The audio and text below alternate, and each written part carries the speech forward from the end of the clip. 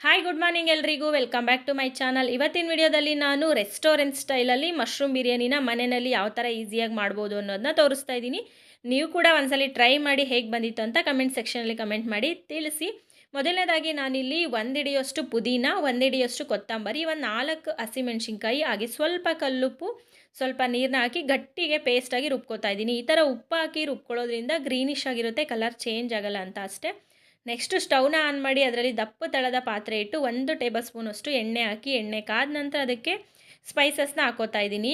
1-2 ಮರಾಠ ಮೊಗ್ಗು, 1 ಜಾಪತ್ರೆ, 1 ಸ್ಪೂನ್ ಜೀರಿಗೆ, 4 ಲವಂಗ, 1 ಅನಾನಸ್ ಫ್ಲವರು, 1 ಏಲಕ್ಕಿ, 2 ಪೀಸ್ ಚಕ್ಕೆ, 1 ಸ್ಪೂನಷ್ಟು ಕಸ್ತೂರಿ ಮೇಥಿ, 1 ಸ್ಪೂನ್ ಸೋಂಪು, ಹಾಗೆ ಸ್ಟೋನ್ ಫ್ಲವರ್ ಕಲ್ಲುವು 1-2 ಪೀಸಷ್ಟು ಹಾಕಿ ಎಣ್ಣೆ ಕಾದ ನಂತರ ಉರಿನ ಪೂರ್ತಿ ಲೋ ಫ್ಲೇಮಲ್ಲಿ ಇಟ್ಟು ಸ್ಪೈಸಸ್ನ ಹಾಕಬೇಕು, ಇಲ್ಲಾಂದರೆ ಸೀದೋಗಿಬಿಡುತ್ತೆ. ನೆಕ್ಸ್ಟು 1 ಸ್ಪೂನಷ್ಟು ಶುಂಠಿ ಬೆಳ್ಳುಳ್ಳಿ ಪೇಸ್ಟನ್ನು ಹಾಕಿ ಫ್ರೈ ಮಾಡಿ, ಅದಾದ ನಂತರ ಅದಕ್ಕೆ 2 ದಪ್ಪ ಈರುಳ್ಳಿನ ಗರಿಗರಿಯಾಗಿ ಕಟ್ ಮಾಡಿ ಇಟ್ಕೊಂಡಿದ್ದೆ, ಅದನ್ನು ಹಾಕಿ ಫ್ರೈ ಮಾಡ್ತಾಯಿದ್ದೀನಿ. ಯಾವುದೇ ಕಾರಣಕ್ಕೂ ಸ್ಪೈಸಸ್ನ ಹಾಕೋ ಟೈಮಲ್ಲಿ ಉರಿನ ಜೋರಾಗಿ ಇಟ್ಕೊಂಡು ಹಾಕಿದ್ರೆ ಸೀದೋಗ್ಬಿಡುತ್ತೆ, ಆಗ ಬಿರಿಯಾನಿ ಫ್ಲೇವರೇ ಹೊರಟೋಗ್ಬಿಡುತ್ತೆ. ಹಾಗಾಗಿ ಉರಿನ ಲೋ ಫ್ಲೇಮಲ್ಲೇ ಇಟ್ಕೊಂಡು ಸ್ಪೈಸಸ್ನ ಹಾಕಿ ನಿಧಾನಕ್ಕೆ ಫ್ರೈ ಮಾಡ್ಕೋಬೇಕಾಗುತ್ತೆ. ಈರುಳ್ಳಿ ಎಲ್ಲ ಚೆನ್ನಾಗಿ ಸ್ವಲ್ಪ ಸಾಫ್ಟಾಗಿ ಬೇಯಬೇಕು. ಇದಕ್ಕೆ ಈರುಳ್ಳಿನ ಸ್ವಲ್ಪ ಜಾಸ್ತಿನೇ ಉಪಯೋಗಿಸ್ಬೇಕು, ಬಿರಿಯಾನಿಗಾಗಿ ಪಲಾವ್ಗಾಗಲಿ ತುಂಬಾ ರುಚಿಯಾಗಿ ಬರುತ್ತೆ. ನಾನು ದಪ್ಪದ 2 ಈರುಳ್ಳಿನ ಯೂಸ್ ಮಾಡ್ತಾಯಿದ್ದೀನಿ. ನೀವು ಇದನ್ನು ಬೆಳಗಿನ ಬ್ರೇಕ್ಫಾಸ್ಟ್ಗಾದರೂ ಮಾಡ್ಕೋಬೋದು ಅಥವಾ ನೈಟ್ ಡಿನ್ನರ್ಗಾದರೂ ಕೂಡ ತುಂಬ ರುಚಿಯಾಗಿರುತ್ತೆ.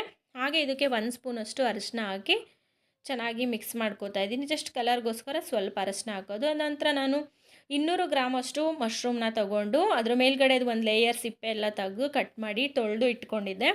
ನೀವು ಅದನ್ನು ಮಶ್ರೂಮ್ನ ಕ್ಲೀನ್ ಮಾಡಿ ಮೇಲ್ಗಡೆ ಒಂದು ಲೇಯರ್ ಸಿಪ್ಪೆ ತೆಗ್ದೇ ಹಾಕಬೇಕು, ಆವಾಗಲೇ ಕ್ಲೀನ್ ಆಗೋದು.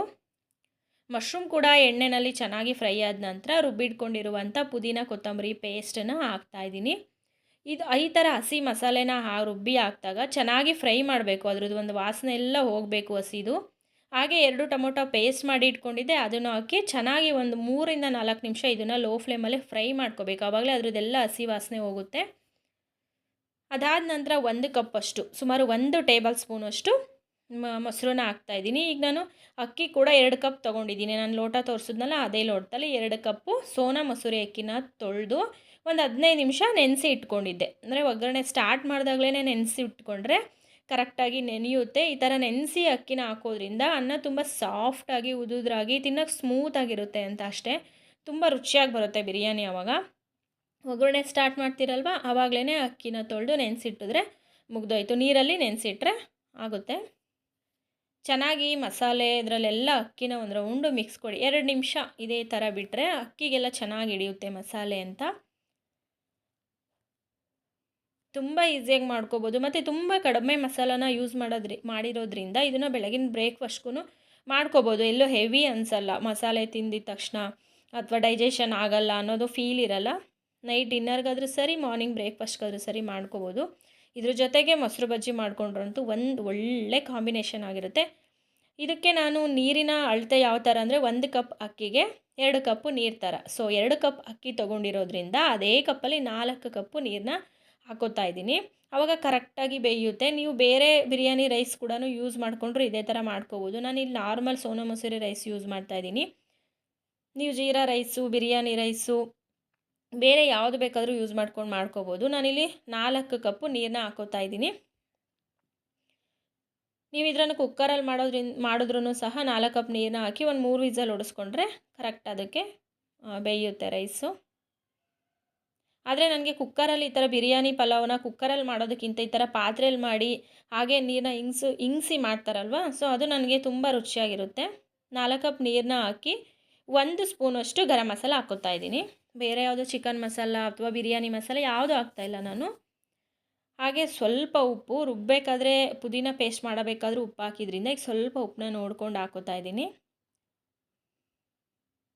ಹಾಗೆ ಒಂದು ಅರ್ಧ ಸ್ಪೂನಷ್ಟು ಅಚ್ಚ ಪುಡಿ ಖಾರಕ್ಕೆ, ಯಾಕೆಂದರೆ ನಾನು 4 ಹಸಿಮೆಣ್ಸಿನ್ಕಾಯಿ ಹಾಕಿದ್ದು, ಹಾಗಾಗಿ ಒಂದು ಅರ್ಧ ಸ್ಪೂನಷ್ಟು ಅಚ್ಚ ಪುಡಿನೂ ಹಾಕ್ತಾಯಿದ್ದೀನಿ. ಹಾಕಿ ಚೆನ್ನಾಗಿ ಒಂದು ರೌಂಡ್ನ ಮಿಕ್ಸ್ ಮಾಡಿಬಿಟ್ಟು ಪ್ಲೇಟ್ನ ಕ್ಲೋಸ್ ಮಾಡಿ ಊರಿನ ಐ ಫ್ಲೇಮಲ್ಲಿ, ಜೋರು ಊರಿನಲ್ಲಿ ಕರೆಕ್ಟಾಗಿ 5 ನಿಮಿಷ ಬೇಯಿಸಬೇಕು. 5 ನಿಮಿಷ ಬೆಂದ ನಂತರ ನೋಡಿ ಈ ಥರ ನೀರು ಮತ್ತು ಅಕ್ಕಿ 2 ಈಕ್ವಲಾಗಿ ಸಮ ಪ್ರಮಾಣದಲ್ಲಿ ಬರುತ್ತೆ.